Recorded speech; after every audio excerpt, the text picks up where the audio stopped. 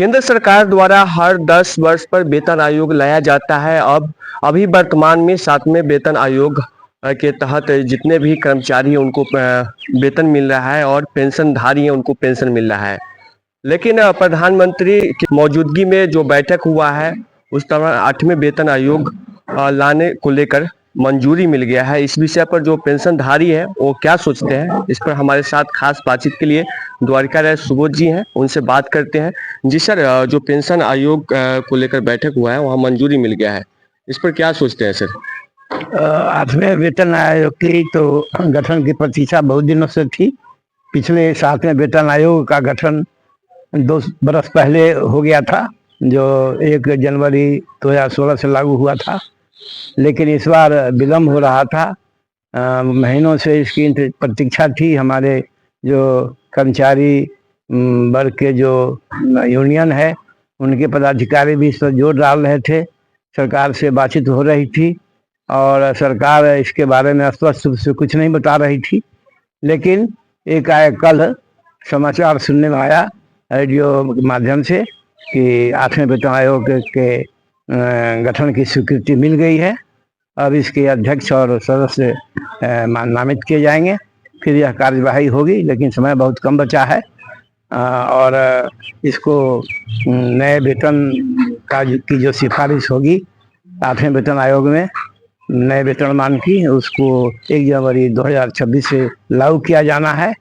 और यह आशा है कि कर्मचारियों को इससे लाभ होगा। जी, कर्मचारी को लाभ मिलेगा। हाँ। और इसके लिए आप लोग पहले आपकी क्या बोलते हैं आंदोलन भी किए थे क्या? हाँ, इसके लिए आंदोलन क्या, हम लोग प्रतिवेदन सरकार को दिया करते थे। कर्मचारी वर्ग के जो यूनियन हैं वे लोग बराबर सरकार को इस बारे में लिखा करते थे, बातचीत किया करते थे। बैठकों में यह प्रश्न उठाते थे, सरकार से पूछते थे। लेकिन सरकार स्पष्ट रूप से नहीं बता पाती थी कि 8वें वेतन आयोग का गठन कब होगा।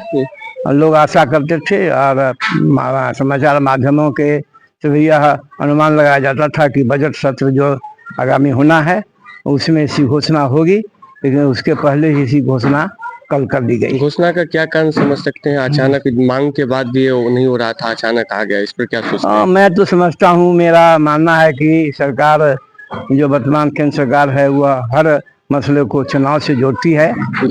जैसे पिछले जो कृषि कानून को वापस लिया गया था वह उत्तर प्रदेश के चुनाव के मद्देनजर 2-3 महीना पहले कानून को वापस कर लिया गया था।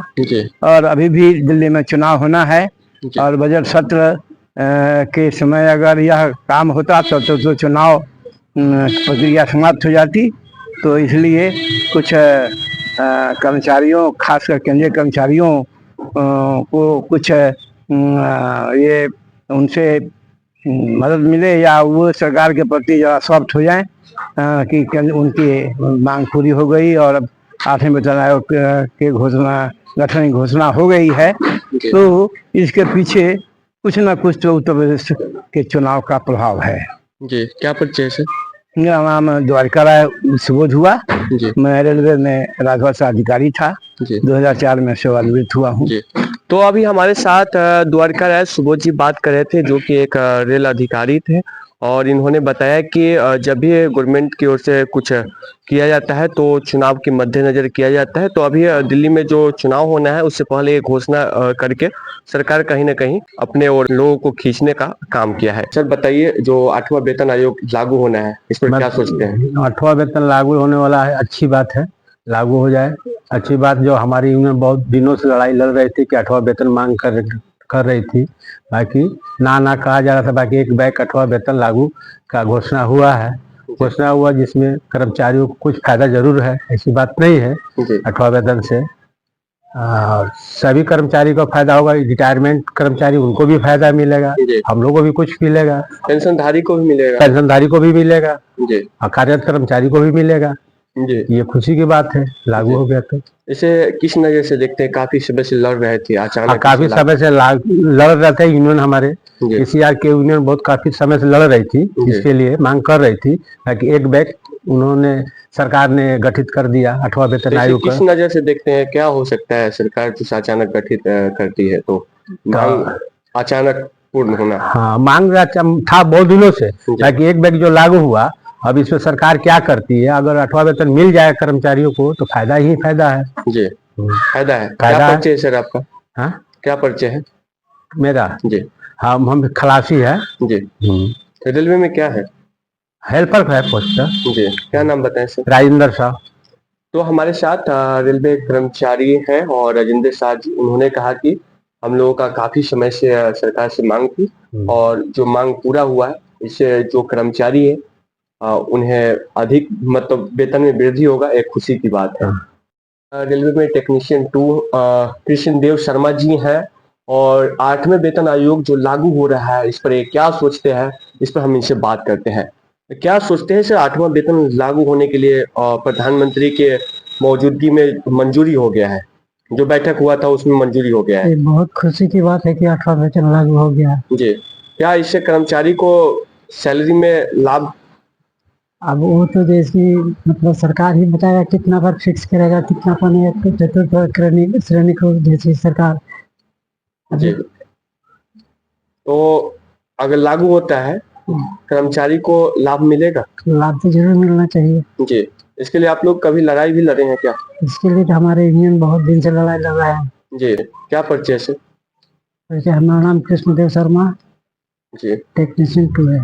तो इन्होंने कहा कि अगर लागू होता है तो कर्मचारियों को लाभ मिलेगा, खुशी की बात है। केंद्र सरकार के एक कर्मचारी है जो रेलवे में टेक्नीशियन 2 है और उनसे हम जानते हैं कि 8वां वेतन आयोग जो लागू हो रहा है, इस पर ये क्या सोचते हैं? क्या सोचते हैं जो लागू हो रहा है 8वां वेतन आयोग? आठवां वेतन आयोग लागू होने से मतलब जो भी है हम लोग को पे ग्रेड में लाभ मिलेगा। अभी हम लोग का बेसिक पे 18,000 मिनिमम है। अब हो सकता है कि सरकार उस पर विचार करके कुछ और बढ़ा दे। जी, जो भी जो कैलकुलेशन आएगा उसके अनुसार से हम लोग को वेतन का क्या लाभ कभी मिलेगा। उम्मीद किए थे कि ऐसा अचानक जैसे न्यूज जी, आ जाए? ऐसा अचानक न्यूज आने का कोई उम्मीद नहीं था, क्योंकि सरकार बोल रही थी कि अभी हम लोग का इस पर कोई विचार नहीं है, विचाराधीन है। जी, लेकिन अचानक ये प्रधानमंत्री जी नरेंद्र मोदी जी घोषणा की है, तो हम लोग में भी एक ऐसा उम्मीद जगा है कि हम लोग को भी जो है कुछ लाभ मिलेगा। जी, जी लाभ मिलेगा। जी, बिल्कुल क्या मिलेगा। परिचय आपका? हम अश्विनी कुमार टेक्नीशियन 2 शाहपुर पटोरी में कार्यरत है। तो अश्वनी जी जो रेलवे में टेक्नीशियन 2 है और इन्होंने बताया कि सरकार अचानक जो फैसला ली है, तो स्वाभाविक है कि जो कर्मचारी हैं उनकी वेतन में वृद्धि होगी और लोगों को लाभ मिलेगा। लोकल 18 के लिए समस्तीपुर से मैं अमित।